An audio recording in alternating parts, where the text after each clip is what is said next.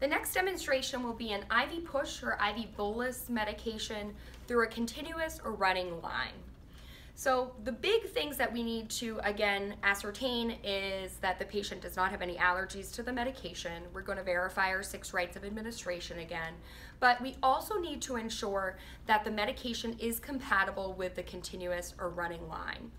So, for example, if you have a normal saline or sodium chloride continuous infusion, that is compatible with most medications. But for the basis of learning today, the medication that we have today contains potassium. So most drug books have compatibility charts, and you're gonna find there's a lot of resources at the hospitals that also have compatibility charts that allow us to see if medications are compatible with continuous or running lines. The other great resource is to call our pharmacist and inquire in that way. For the basis of learning today, we're going to pretend that the medication is not compatible through this line. We've already checked in our drug book. So we have a technique or a method called the SAS method. The SAS method stands for SAS, which stands for saline, agent, saline. And I'm going to display how that is performed. So the first thing that we would do is we would stop our running line. We would hit stop on our IV pump.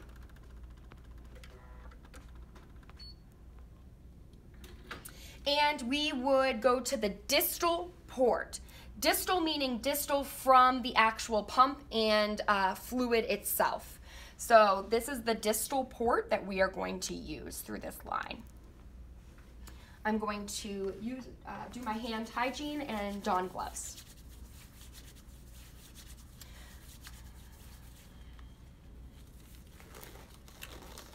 Now you can see that there's no green chlorhexidine cap on the end of this port. So as a result, we are going to cleanse with our alcohol swab for 15 full seconds. You're also going to watch me as well do something when I start to begin the actual administration. I'm going to clamp off the tubing here to allow a forward motion of the saline medication saline. That allows for no medication to mix with the actual continuous line.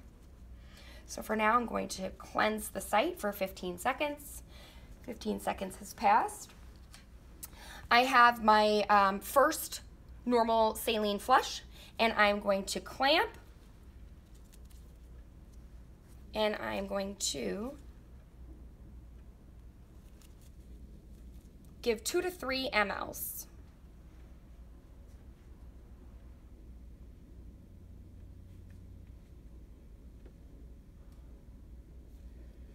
I'm going to disconnect. See, I'm still clamping the tubing. I'm going to cleanse with a new alcohol swab for 15 seconds. 15 seconds has passed. And my medication that you can see is labeled, again, is furosemide. I have 20 milligrams. Again, for the basis of learning, remember, we're going to administer this over 1 minute. I'm still clamping here. And I am giving this medication over 1 full minute and timing with the use of my watch. Medication's been administered. I'm going to clean for another 15 seconds. See, with each disconnection of the syringe, we clean. That helps to decrease any bacteria.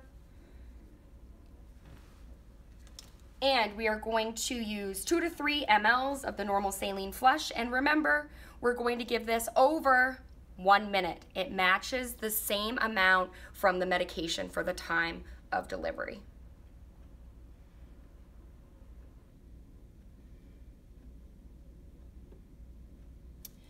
Given over 1 minute and completed. The last step is to unclamp and restart on our pump.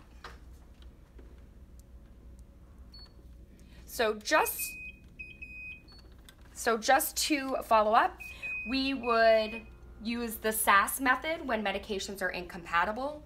The SAS method is saline, agent, saline.